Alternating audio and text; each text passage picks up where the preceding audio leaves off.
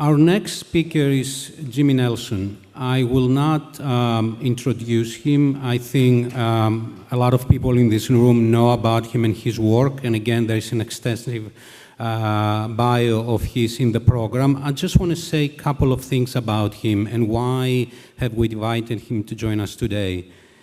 Jimmy is a photographer. His work before they pass away is a journey to find the last tribesmen before they pass away and they disappear into history.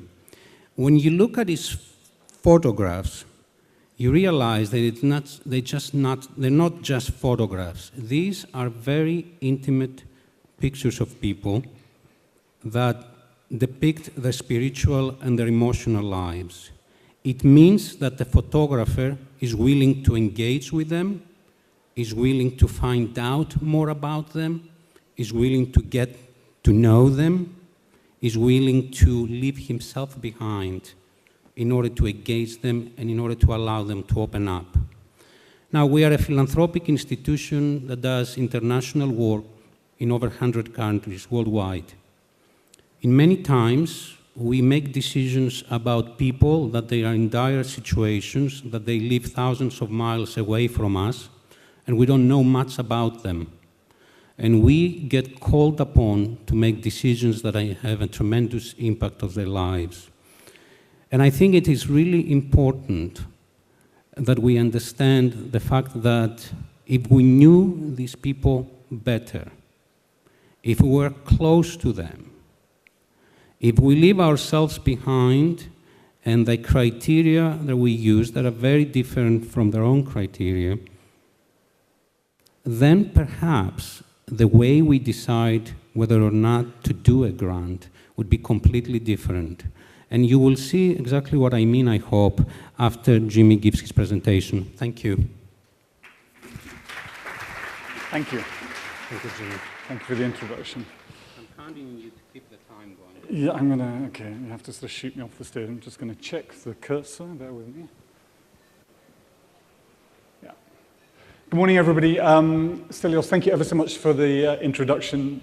I was sort of thinking how to sort of apply myself to this extraordinary day, but you've done it very well for me. Thank you very much. There's a little bit of a deviation from what you've been used to up until now this morning, and probably from what will happen for the rest of the day. But so sort of sit back and relax, and it's a sort of a journey. It's a very, very, very personal journey. It's a very subjective journey. And it's a very passionate journey. And I hope with an element of lateral thought, and if I don't speak too quickly and wave my hands around too much, you'll be able to apply it to the important decisions that you will be making today and in the future. We begin in a part of the world extremely remote. This is northern central Mongolia, an area called Chuzgul. Absolutely beautiful, one of the most fantastic places still left on the planet. And here's a selfie of me. It looks as if I'm happy. I'm afraid it's the complete opposite. I'm seriously, seriously struggling. I'm lost to begin with, which is a bit of an issue. I'm freezing, freezing cold. It was a better part of about minus 40 degrees centigrade. I'm disorientated. I'm sad. And I think, to be very honest, on top of that, I've become depressed because I'm incapable of trying to achieve my objective. And my objective was quite simple. I was trying to photograph, these are the Satan. There are about 80 of them left in northern central Mongolia. There is a nomadic reindeer herder. And I was trying to photograph them, but in an iconic way, in a way of passion, a way of love, and a way of idolizing them, putting them on a pedestal. But that requires an enormous amount of understanding, an enormous amount of participation, because I really interfere in their existence. I really interfere in their very, very fragile daily aspects of life, and I couldn't communicate. It was a complete waste of time. I remember this is about 4 years ago, and at the end of, this is about 3 weeks, I'd sort of reached this sort of tipping point, as you saw from that selfie, and one night we were sitting in this tent, and they lived in these fantastic teepees, which they set up on top of the mountaintops every night.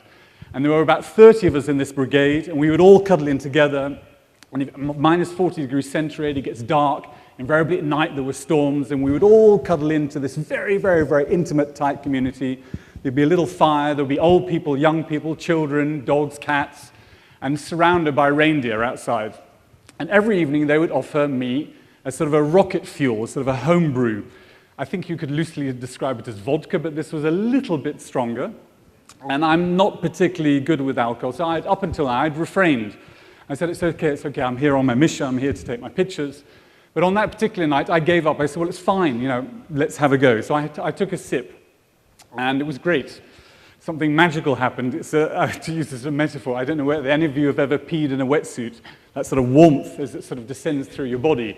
Well, that's what began to happen. So I took another sip, and I took another sip, and it was amazing. For the first time in 3 weeks, I became warm. Not only did I become warm, I became happy, and I completely dissociated myself from my worries of the day. It was fantastic, but it was so fantastic, I ended up in essentially an alcoholic coma. I fell onto the floor of the tent, but I wasn't the only one. I think the whole tent, including some of the kids, were in this sort of semi-induced alcoholic coma as well, so it didn't matter. And we all fell into this huddle onto the floor in the middle of a storm, fast asleep, but happy for the first time in weeks. Until in the middle of the night, something happened. The tent started to shake, and it felt like there was a sort of an earthquake, and it started shuddering and shuddering and shuddering, and eventually the whole thing collapsed. And there was a stampede of about 40 reindeer over the tent, and they completely collapsed it. So you can imagine it's minus 40 degrees centigrade, 30 extremely drunk people of all ages, a flat tent blowing up the mountain, 40 reindeer running around in circles. It's dark, it's a blizzard, it's sort of Monty Python gone completely wrong, Mongolian style. So I'm standing there wishing this was a dream, hoping it was a dream, and something very odd began to happen. The reindeer all started to migrate and start focusing in on me, and they started walking towards me. As you can see with the reindeer, they've got these very, very large antlers. And as they started coming towards me, they started trying to lick me from head to toe. So I started walking up this hill going backwards, seeing the tent blown off that way, the Saturn screaming that way, and 40 reindeer in the middle following me up a mountain trying to lick me from head to toe. It couldn't be going worse. I mean, if I thought I was depressed the day before, now I'm sort of hoping I'm going to fall off the cliff backwards. And all of a sudden, in the distance, if you imagine you're the Saturn, everybody started looking at me. The whole group focused on me, and they all started bending double and screaming with laughter and pointing at me and pointing at my groin. And I was sort of screaming, come and help me, I'm stuck, I'm being trampled and eaten by these reindeer. And in amongst that 42 of the leaders, they came through, they came up, they grabbed me and said, you've just peed your pants. And I denied it. I'm sort of traditionally, oh, I'm fine, everything's fine, I'm trying to keep up my appearance. And they said, well, you've peed your pants, you're covered from head to toe in urine. I said, well, I haven't. They said, well, of course you have, because that's why the reindeer are licking you. They love urine. I said, well, what do you mean they love urine? They said, well, we carry these leather pouches on us, and we pee all day in those. And as we walk across the mountains, as you notice, these reindeer would follow us. They're not on lines, and they follow us. So we scatter our urine, because in the urine there's salt. And because it's 12 months to the ice and snow here, they really love the salt. But you've decided to cover yourself from head to toe, hence why they're treating you like a supper. I was still denying it, and I said, well, why didn't you give me one of these little leather pouches at the beginning? It wasn't in the guidebook. They said, well, you didn't say you'd pee yourself. So still denying, but anyway. To cut a very long story short, the tent was put back up, the reindeer were pushed away, we all crawled back, and everybody started drinking again, but something magical happened, a magical form of communication. Through humility, through stupidity, through naivety, I got down off my my pedestal of knowledge and ended up at the very, very, very, very bottom. And only by their understanding, their protection, and their humor and accommodation, they brought me back up. And we found this magical communication, a communication which enabled me over the following 3 weeks to start making these pictures that I was trying to make. But I'm going to take you back a long time now, back into the past, and try and put it into context as to why I'm standing in the middle of Mongolia 4 years ago, peeing my pants in February. This is me. I'm 7 years old. I grew up traveling around the world. My father worked for an international oil company. He was a geologist. At the age of 7, in traditional style, they said, off you go to your boarding school. So I was put on a plane with a passport and a bag and a tennis racket and told to fend for myself. I spent the next years traveling around the world twice a year to visit my parents in varying parts of the world. So I got quite accustomed to traveling, quite knowledgeable, until I got to the age of 16. And here I am. I was returning from a vacation in Sierra Leone, but I was ill. very ill. I had cerebral malaria, a malaria of the brain, and I said to my parents, isn't it time you sort of actually look after me and keep me here rather than sending me away to those Jesuit priests on the mountaintop? And they said, well, no, they'll look after you. They've been doing a very good job up until now, and we don't know how to look after you. So a combination of being ill and probably a little bit depressed and sad, off I went. Arrived there that evening, one of the priests gave me a pot of pills, and he said, if you take these, everything will be okay. And this is how I woke up the next morning. My hair fell out. And as I stand here today at the age of 46, it's somewhat irrelevant. As my children say, Dad, you're just getting old. At the age of 16, it's quite an impact. Physically, nothing changed, but aesthetically, everything changed. My whole perception on how people would deal with me changed. This was 1984, England. It's all about judgment, it's all about class, it's all about appearance.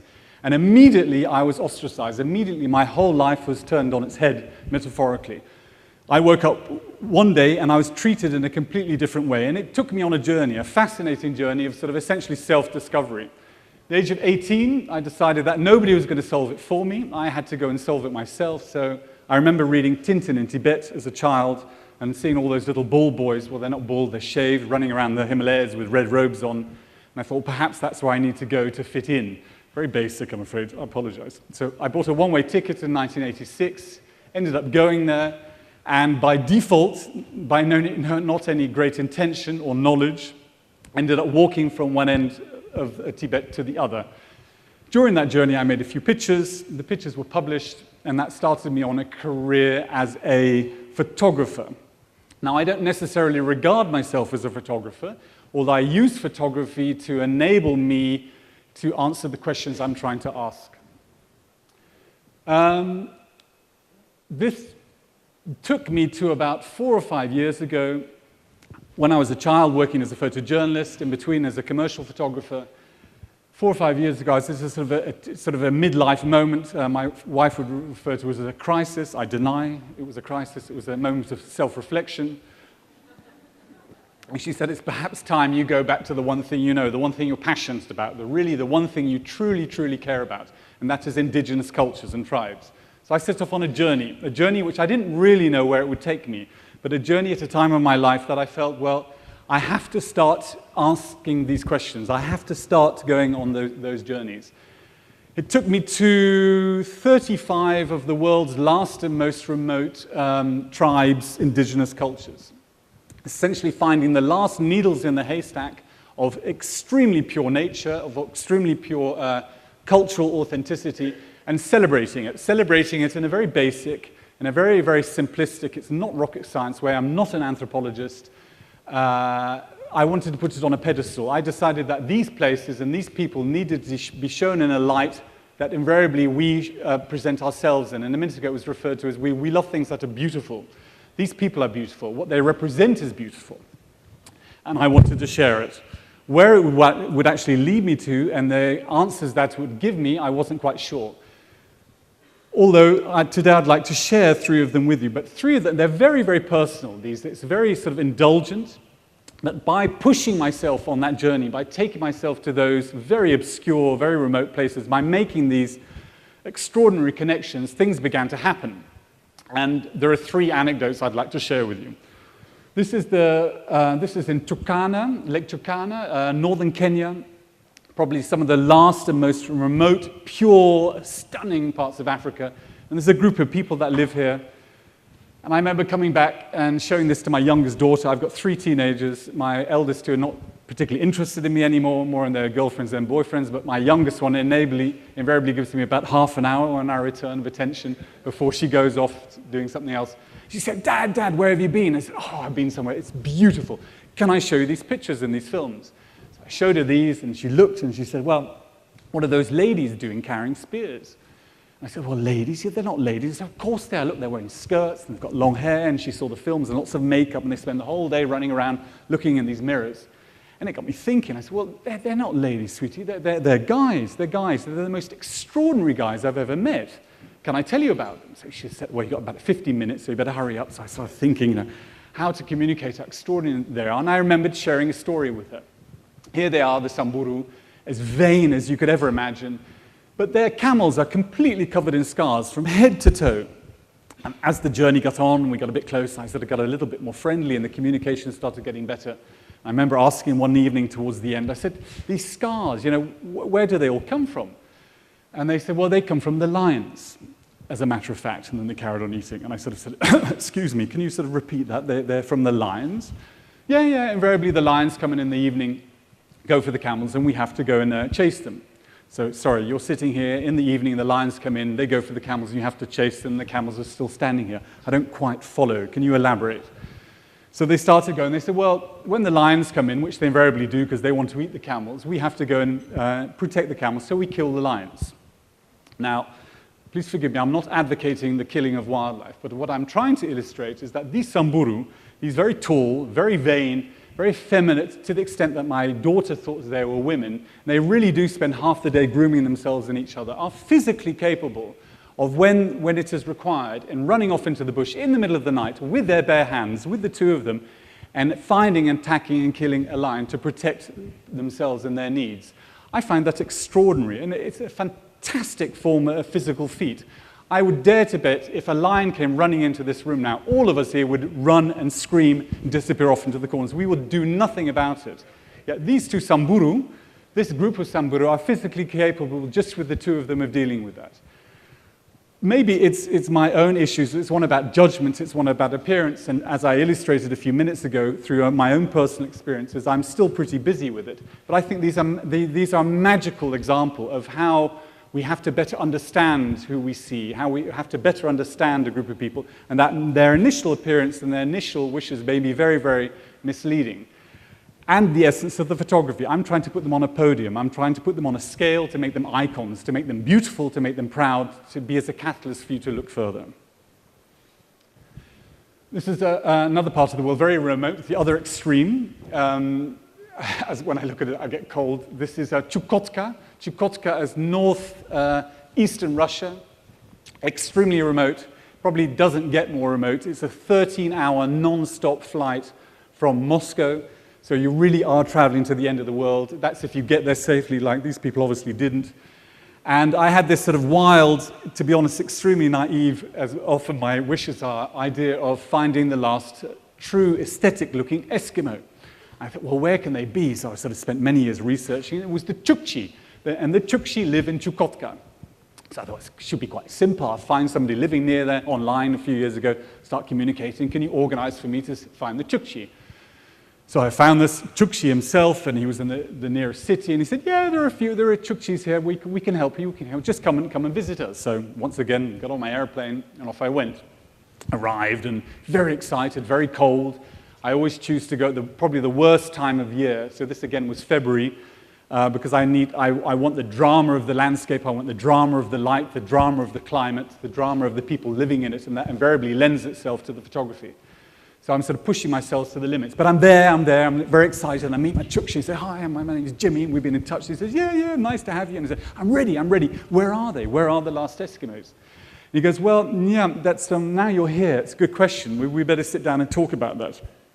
I'm not really sure. I said, I've come all this way. There's one flight every 2 weeks here, and it's cost me an absolute fortune. And you say, you're not sure? Well, this is not the arrangement we had. And he said, well, we're not quite there yet. Give me a little bit of space, and I'll try and communicate. Let's begin. This is an area the size of France, so it's pretty big. And I said, yeah, but it's okay. I've traveled greater distances. It's an area the size of France. It's February. It's ice. And there are only 80 Chukchi left. Well, I thought there might. Well, there are loads of Chukchi, but there are very few of them still living in the way that you want to witness and photograph. And I said, well, it's okay. Let's contact them. And he said, well, also difficulty. There's no contact. Well, what do you mean there's no contact? We've got to find them. And he said, well, they're there somewhere. You're just going to have to trust me. We're going to follow the reindeer droppings. And I sort of got a bit sort of queasy, and I said, not the reindeer again, which he didn't really know my history, but it's my own issues. And he said, well, what we're going to do is you need a tank. There are two of us. When and where we will find them, I don't know. But if we follow the reindeer droppings, I can see through their age and their distribution where the Chukchis have been migrating to. So to cut a very long story short, having come this far, I decided to go one step further. So I got into that tank. Now, to give an example. This is a metal box. It doesn't go faster than 10 kilometers an hour.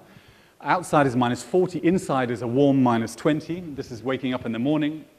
A few empty bottles in the background. They weren't mine. They were the cameraman's. And you don't know where you're going. You don't know when you're going to get there, and you don't know how you're going to get there. And often during the journey, you stop for 2 to 3 days in a whiteout and a blizzard, so you don't go anywhere. Not only that, my cameraman Brum here sat on my iPod after day 2, so no music, no books, no nothing. So just sitting there in this metal box of space for 29 days, thinking at 10 kilometers an hour, feeling like you're in a dentist chair with the grinding of the chains. So after about 30 days, we were beginning to lose perspective. Here we are, here's the tank, there's the guide, and we sort of came over this mountain range. And there in the distance, we witnessed this. For what for us it felt like at the time, this was Manhattan. There were 2 of these tents. This was, there's the Yoranga. In each tent lived 20 people, the skins drying outside, and it really felt extremely exciting after 30 days in this tank. So we got there, and I jumped out of the tank, and I met him, and he's the boss. And in this particular story, it's quite beautiful, and the conclusion is also very profound, but it was enabled by the guide who spoke fluent English. So we had immediately very good contact. So I ran out of the tank, and I ran up to this Chukchi boss, and I was there, "Hi, my name's Jimmy, and I've traveled all the way and been in this tank for months and months. I'm here to make your picture." And he looked at me, and he was very, very, very strict. He put up his hand, and he said, "You're not going to do anything like that." And I was a bit sort of affronted. I said, "Yeah, you don't know what I had to go through to get here, and it's my job, I've got to make pictures." He said, "Well, you're going to do nothing of the sort. What you're going to do is you're going to participate in our community now, at this very moment, because if you don't, you will die. And if you don't, you will affect us, and we may end up suffering and dying in that process, because you have no idea how remote this community is and where we live." So having spent a month sitting on that tank, not knowing where we were going to go, and eventually arriving and being confronted by this extraordinarily handsome man, to be told you were going to do nothing except participate was wildly confronting, but it didn't give us a choice. Excuse me. So we became part of it. For 3 weeks, there was no filming, there was no photography, absolutely nothing. We indulged ourselves in the community. We witnessed that there were many thousands of things I'd like to share, but 2 I remember being extremely profound and never witnessing anything like that anywhere else on the planet. Watching all the kids, so if you can imagine the kids here, and every morning the kids would sit for about 1.5 hours chewing. And they chewed and chewed and chewed and chewed, and after a few days he sort of looked at them and said, "What's all this about? Why are all the children chewing?" Well, they're preparing dinner for this evening, because most of us don't have any teeth left. So they're softening up all the meat. But then after that, the children had another role, because there were the old people in the community, and the old people were infirm. So the children, after having chewed the meat, would take the older people to the toilet and end up cleaning them, which I thought was extremely sort of powerful. But then even more so, behind one of the tents, there were 2 frozen bodies. And there were these 2 elderly people sort of sitting as mummies. And when we got a bit more courage towards the end, we said, a lot of this we can sort of understand, but, what's this about the frozen bodies behind? What's the story there? And they said, well, they're old. And I said, well, I can see that. They're very old. Well, that's what it is. The older they get, the wiser they become. I said, well, can you help me with this? And he said, well, it's wisdom, isn't it? They always have the answer. And that's what age is extremely important to us. And the older they get, the more they acquire. And we need to go and talk to them. So we have to keep them, because they have many of the answers that we don't have. So this very, very, very simple, very, very pure human existence, which is very beautiful, again, very idealistic because of its remoteness. But something very special happened towards the end, which puts it into context. We were about to leave, and we said to the Chukchi, said, you realize how remote you are. You realize that there is a lot happening in the rest of the world. And they said, yes, we do know. Interestingly enough, we lived there not so long ago. And I said, well, explain. So the Russian authorities came to us, and they said, well, you're all very primitive and hairy, and you don't serve actually any purpose out here. Come with us, and we'll give you an apartment block. So they moved 3 weeks over the mountain range to somewhere like this. And in a very short, and they did it immediately. They didn't ask any questions, and off they went. But in a very short period of time, something bizarre happened, and they didn't use the term, because most of these people I visited don't use the term happiness and sad, happy and sad. I think it's something we've coined in the developed world. But they said they became dysfunctional as a community. It didn't work anymore. They became, to all intents and purposes, unhappy. They didn't see their children. They didn't see the elderly. There was no functioning. They said they all started feeling unwell, physically and mentally. They had no purpose, and they did not feel fulfilled. So the boss, who was extremely strict with me when I arrived, for reasons, he said, well, we're going to go back. We're going to go back to the ice and the tundra to live in our tents. I said, yeah, well, you've come back here? He said, well, it's very, very simple, and I'll explain to you. We came back here because we made a choice. We could make that choice because we have extreme objectivity. We felt what it was like to live here at the end of the world, where there's absolutely nothing. It's minus 40 degrees, 12 months of the year, ice and snow. And we felt what it was like to live in an apartment block with heating and television and ongoing alcohol, not having to do anything, and the supposed comfort. And we decided objectively, because we've had both experiences, that we were more, again, they never use the word happy, but to intense the word happy, choosing to live this existence because we felt fulfilled. We felt in touch with ourselves. We felt in touch with one another. We felt in touch with the nature that we lived in. But most importantly, we felt in touch with our traditions, and we felt proud. And even though at the end of every day, when we may die the morning after, we would go to bed fulfilled and, again, I use that term, happy, because of the relative simplicity, and excuse me, I'm spitting now, I'm getting excited, and relative simplicity and purity of that existence. I believe, this is a little bit evangelical, so please forgive me, that because we live such a comfortable existence, and a really, really, really comfortable existence, and here we're talking, I'm going to end with a conclusion a little bit, even in somewhere like Greece, relatively speaking, it's actually very, very, very comfortable. But we don't know what we feel anymore. We've lost that capacity to really, really, really feel, instinctively feel as human beings what we are deep down inside. There's a very important anthropologist, and I won't go too much that way, called Jared Diamond, an American. And he wrote recently, he said it's almost as if the bodies we live in weren't designed for the modern world, because we've lost that capacity to apply it in a natural way. So the Chukchi taught me, made me feel, and also apply that lesson to my existence living in a city in Northern Europe, you always have a choice. You always have a choice. You just have to be strong, you have to be objective, and you have to really dare and understand what you feel. And then everything is possible. And that's what the Chukchis illustrated to me. The last story is very, it's very emotional. It's a very, very special story, so bear with me. This is me standing on a mountain, everybody shouting and screaming, come up, have your picture taken. And we're now in the Altai mountain range in northwestern Mongolia with the Kazakhs. Now, there are many millions of Kazakhs in Kazakhstan, but the traditional Kazakh eagle hunter, there's only about 100 of them left, again, a very, very small group living in the Altai mountains. Some of the most beautiful landscape you'll ever see on this planet. If any of you love traveling, or if any of you love true adventure, this is it. This is the antithesis of that.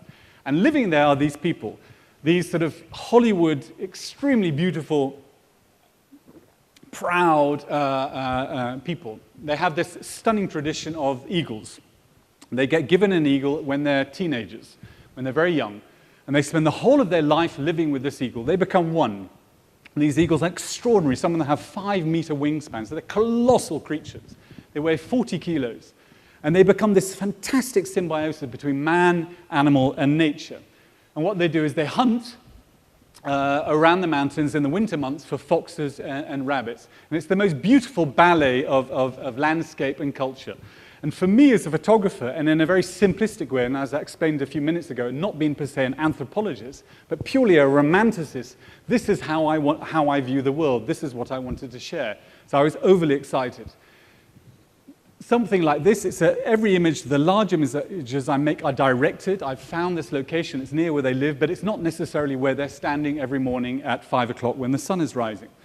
So I've spent many weeks getting to know them, many weeks taking their portraits, spending hours and hours and hours essentially saying, you're extremely beautiful, you're extremely proud. And then eventually you get into this relationship where I say, trust me, come, we're going to go up in the mountain early in the morning.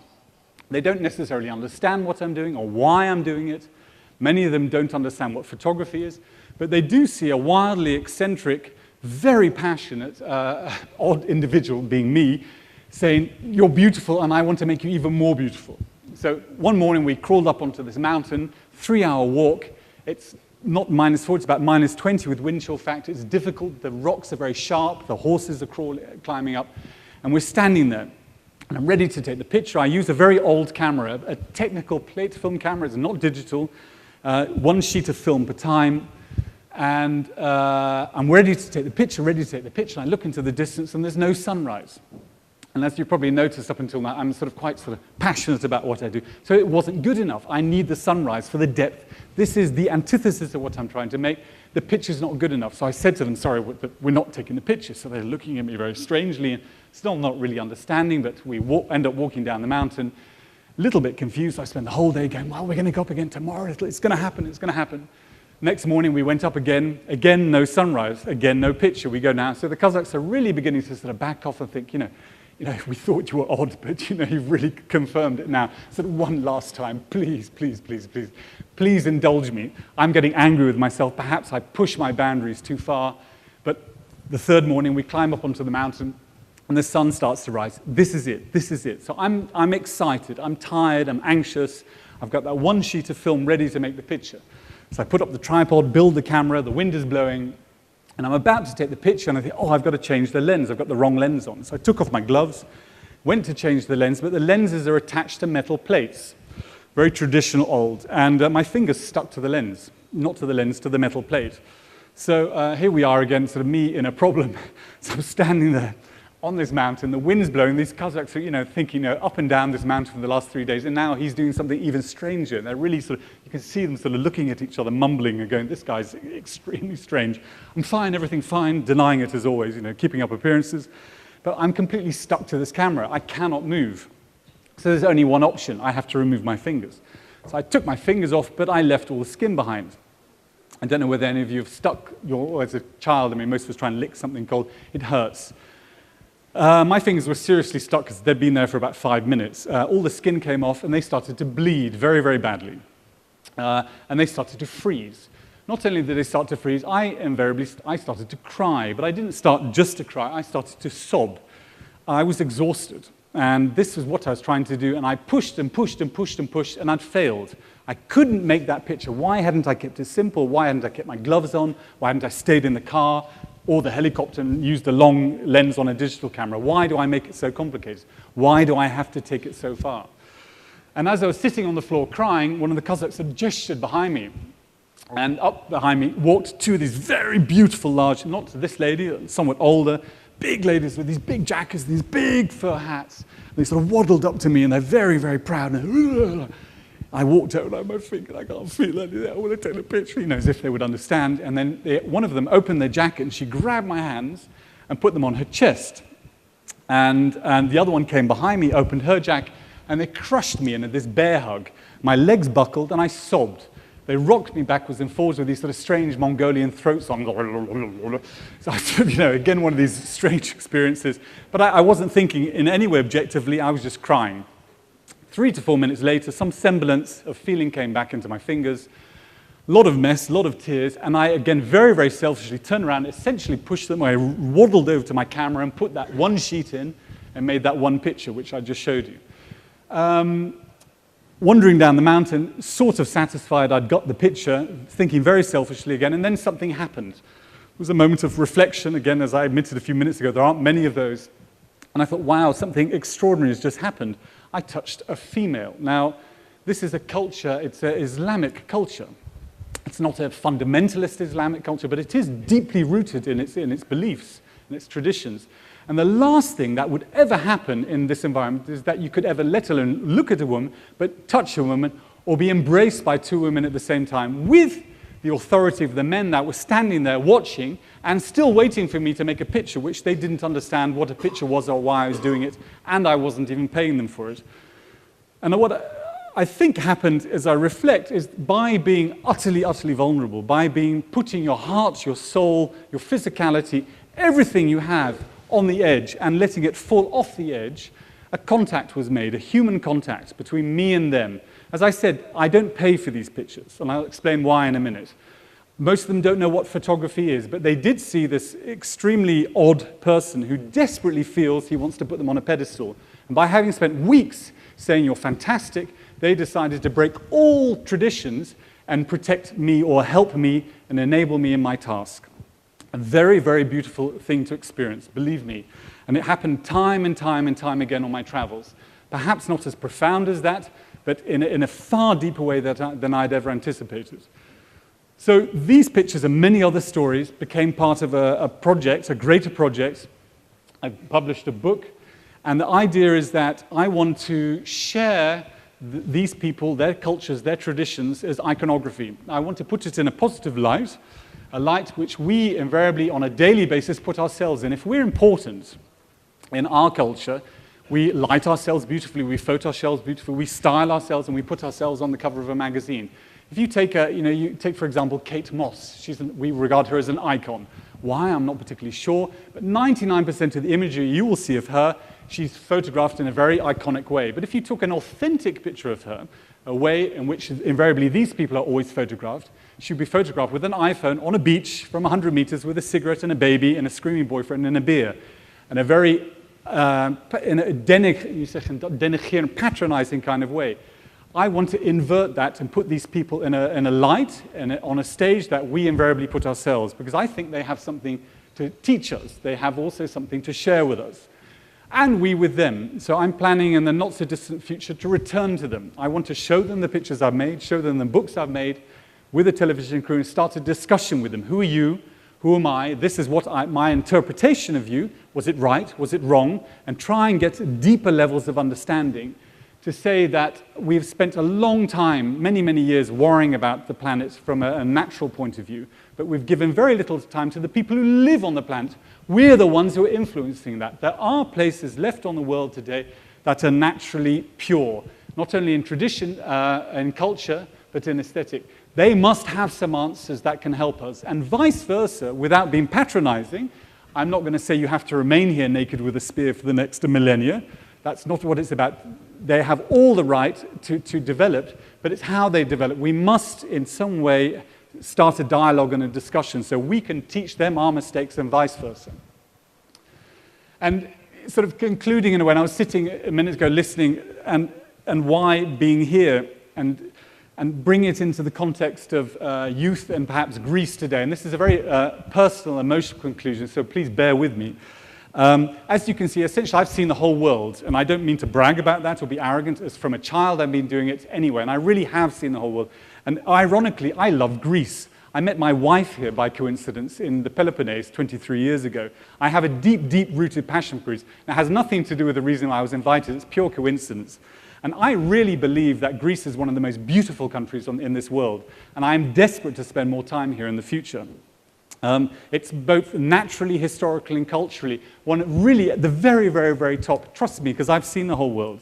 And I think there's one very basic way to begin with a few of the issues you're talking about today, not from an academic point of view, not from a socioeconomic point of view, but from a very, very basic point of view, in much the same way I've shared the stories with you today.